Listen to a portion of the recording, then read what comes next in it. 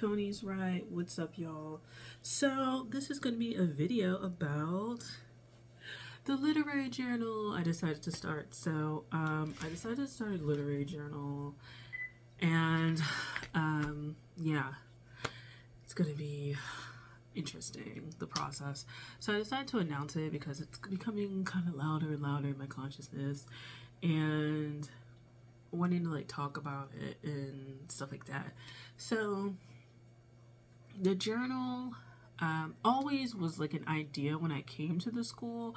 Like I didn't have an idea of it like maybe like, you know, a semester or two in or something like that. Like no, like I knew going into the MFA program that I wanted to start some sort of journal, because I just felt like it's something that you naturally kind of learn the skills to do, and then you can start a journal. Like, you know, journals, literary magazines are very niche.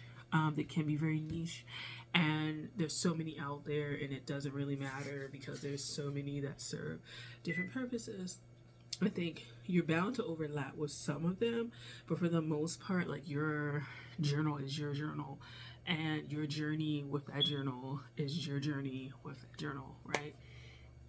So it's a lid for every pot situation. You, whatever you're interested in, there is someone out there. There's a market for it. It may not be the largest market, but it's definitely not just one person unless you're just uber niche. But for the most part, there's someone out there that enjoys what you enjoy and would love to submit to what you have going on, because you know it's like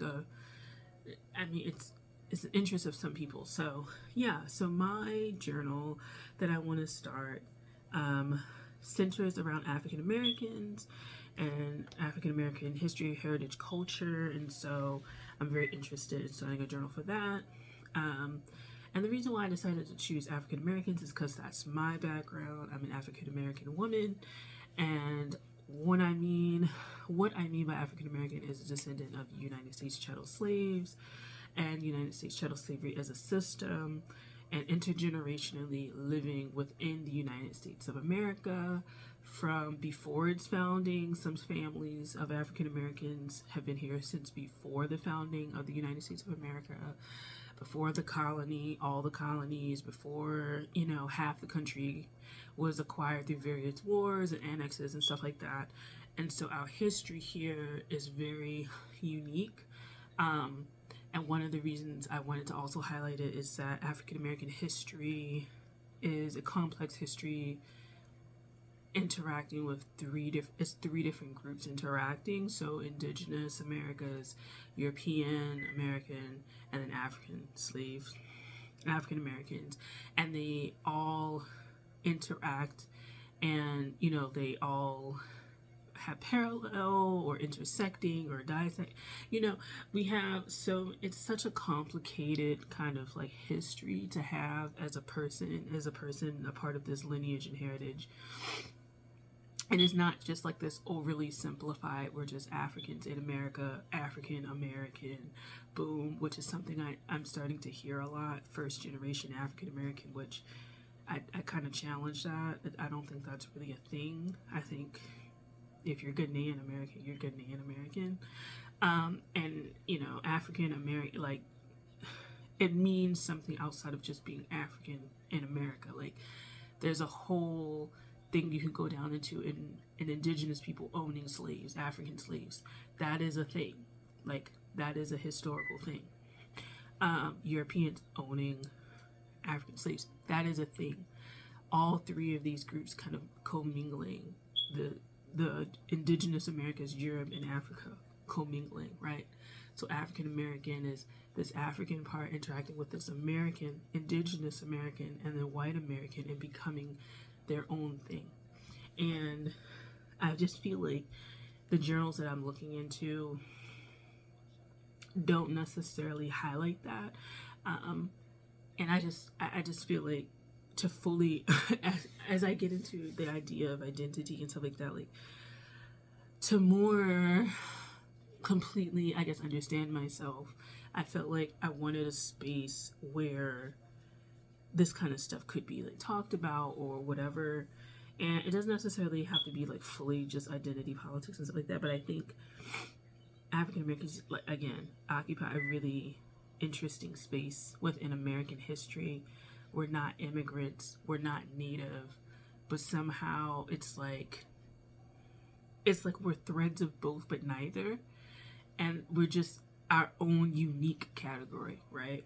And so I really wanted to make something that was our own unique kind of category. There are a lot of journals that are about blackness in total from around the world, and African diasporic kind of journals, but I kind of realized that I'm not particularly interested in doing that.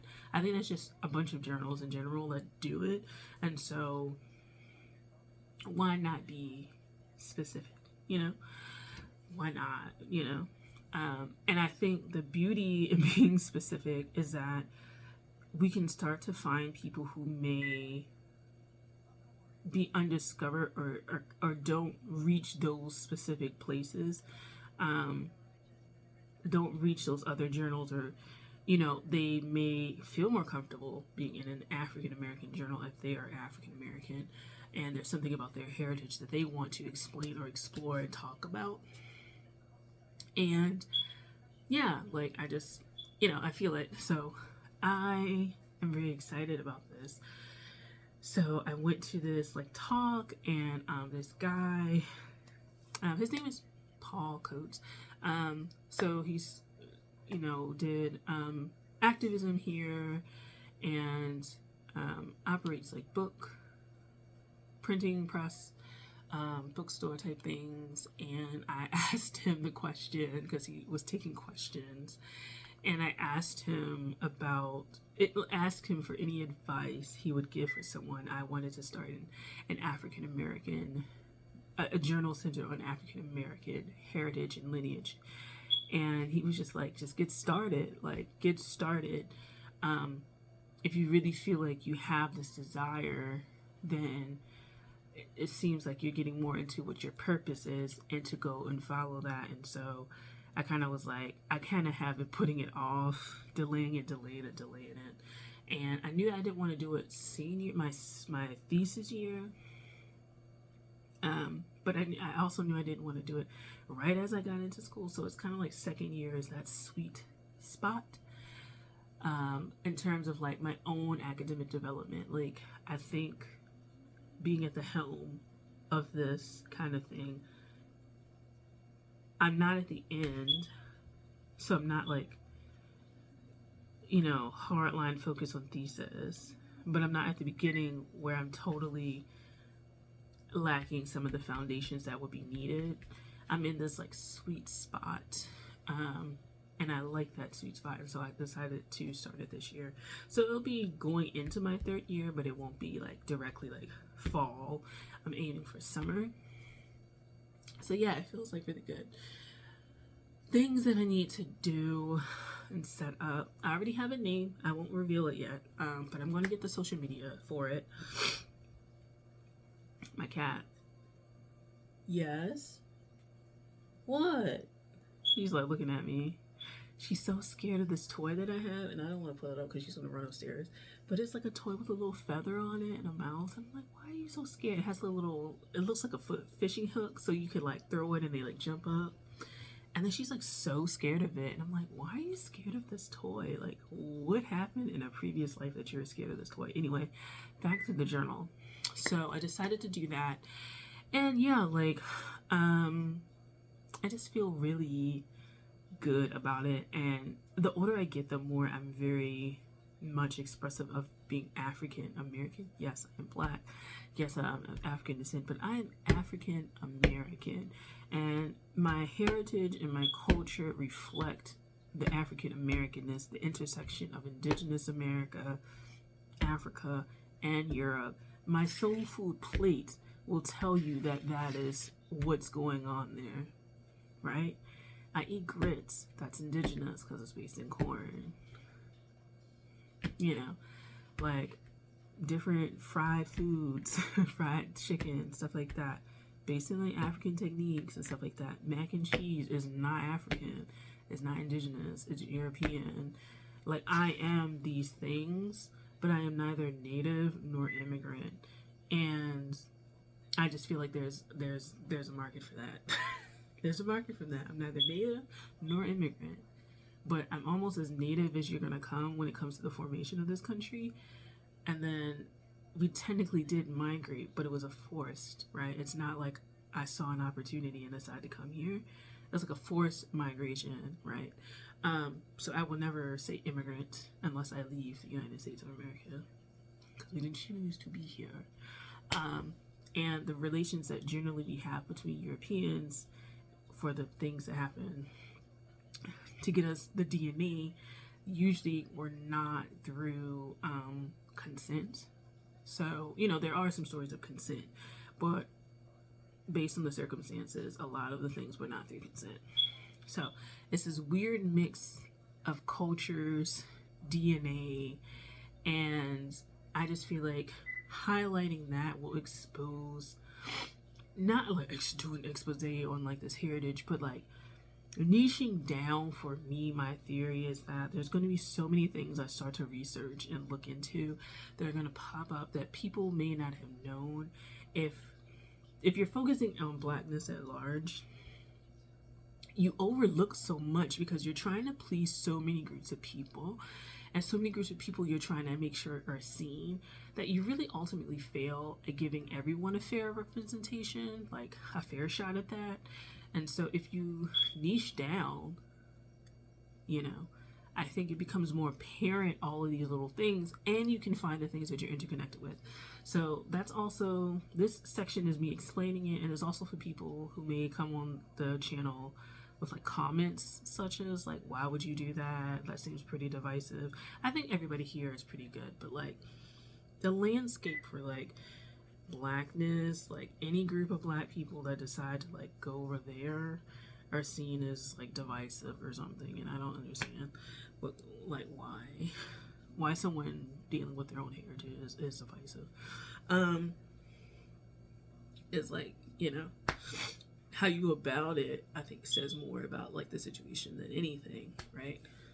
So yeah, so I have a name. We're gonna set up an Instagram, we're gonna set up a submittable. I'm looking into maybe a Blue Sky, and then a Substack. And so there's certain things I need to get in place before then. I also want to make a masthead. So because it's really small, like I have to find people who are willing to do this on a more like volunteer basis, and maybe work my way up to where I can pay people to like do things. But yeah, so I'm just really excited about it. So I do want to like launch it in the summertime. I don't know if I want to take submissions in the summertime, or if I want to wait until the new year 2026 to really do it, but just have launched it. I just think it'd be really important to do that. So yeah, like I'm really excited about it. I'm excited to get it out there. I've already like asked some people if they want to participate, and they said yes. And so yeah, like talking to people, and I'm in constant communication with people because I want to make sure that it works for them and me, because there's other things that I've applied to do in terms of publication and being a part of mastheads and stuff like that, that, you know, I know that I may have a pretty busy schedule and a pretty full plate, and I want to just make sure. Yeah, so yeah, so the first step is setting things up online, and then going from there. So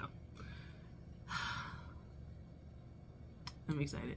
Okay, thanks for watching. I think I might do another video about like what exactly I'm going to be looking for in terms of submissions and kind of the vision that I have for this thing, and we're gonna go from there. Okay, thanks for watching. I'll talk to you guys later. Bye.